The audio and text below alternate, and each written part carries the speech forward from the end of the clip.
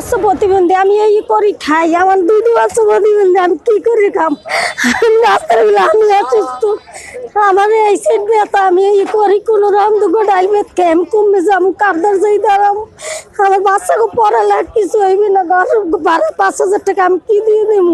1 মাস কি খামো? 1 মাস উড়িয়ে দিয়েছে, এবার অনেকটা মাল বানাইছে, সব হালাই দেওয়া লাগবে, আমি কি করবো? কমে যাবো, দোকান কোলানে রাখতে পারি না, মাল জিনিস চাল মাল সব সিঁড়ি হালাই দিছে, টেবিল টুবিল সব ভাঙি চুরি গেছে, আমি কি করে খাবো? এইটা আপনারা পথ দেখাই দেন আমার।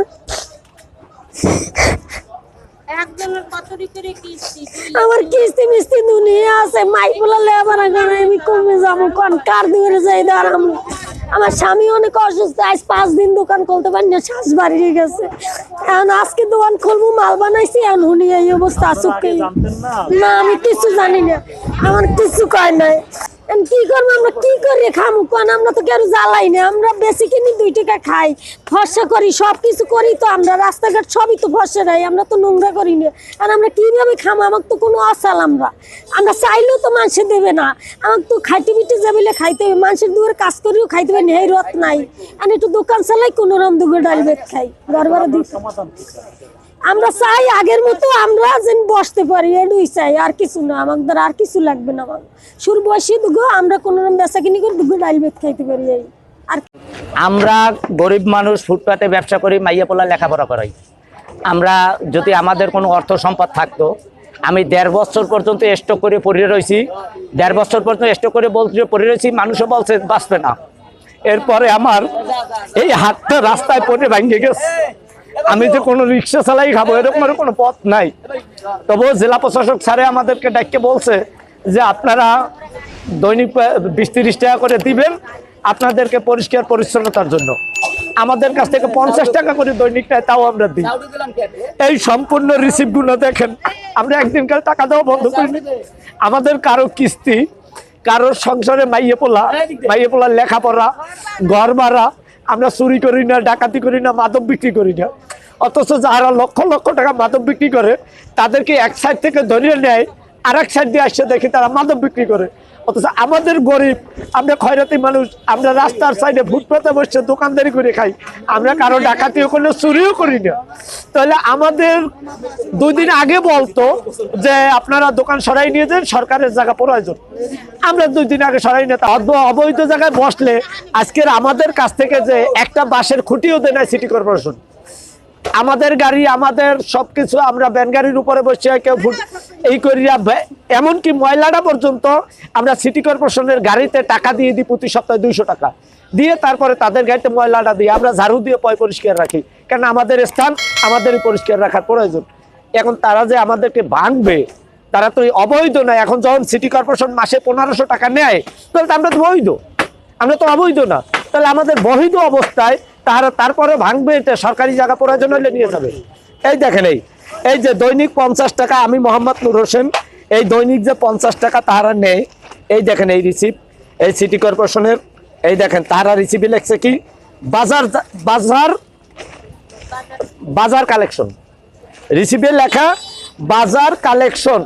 অথচ আমরা বাজার কালেকশন ঠিক আছে, তারপরে আমরা খাইতে চাই, আমরা কর্ম করে খাইছি, আমরা চুরি করতে চাই না। তারা বলে বিডি ভাড়া নেই, ঠিক আছে বিডি ভাড়া দেবো। আমরা সমাধান চাই, আমরা যারা গরিব বাহিনী আছে, গরিবগুলো আছি, আমরা যাতে কর্ম কইরা যার যার কর্ম শেষে করে খাইতে পারি, আমাদের চুরি ডাকাতির সাথে লিপ্ত না হওয়া লাগে, মাদক বিক্রি না হওয়া লাগে। মাইয়া পোলার পেটে যদি ভাত না দিতে পারি, তাহলে আমার ছেলে তো এমনি চুরি করবে। তাহলে আমি অভিভাবক হইয়া আমি যদি চুরি করার পথ বাঁচিয়ে দিলাম মাইয়া পোলারে, তাহলে এইটা আমি জেলা প্রশাসক স্যারের কাছে আবেদন যে আমাদের গরিবের কর্ম করার স্থান যেন সে দয়াপূর্বে আমাদেরকে দেয়। আমাদের আমরা দোকান খোলার জন্য প্রস্তুতি নিয়ে দোকানে আসছি, দোকানের মালামাল নিয়ে আসছি, আমরা দোকান খুলবো, সবকিছু প্রস্তুতি সম্পন্ন, পানি টানি সবকিছু আনছি আমরা।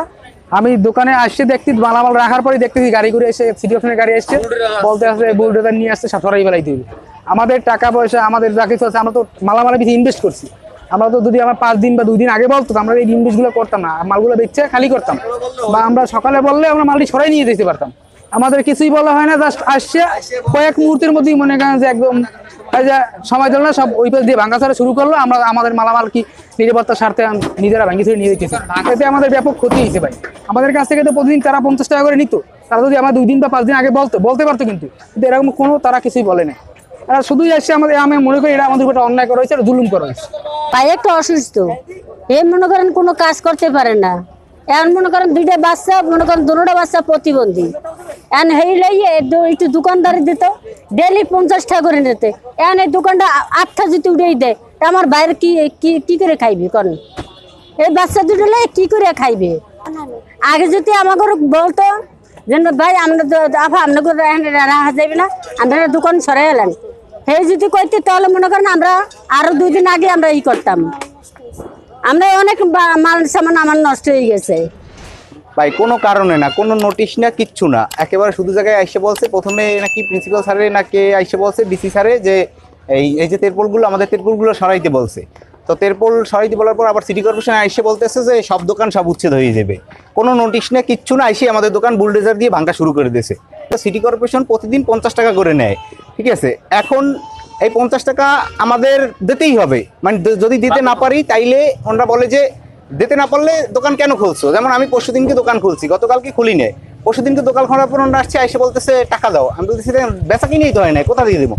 কেন বেচা কিনে হয় না? তুমি দোকান খুলছো কেন? দোকান কেন খুলছো? টাকা দিতে হবে সিটি কর্পোরেশন, নয়তো দোকান উঠেই নিয়ে যাও।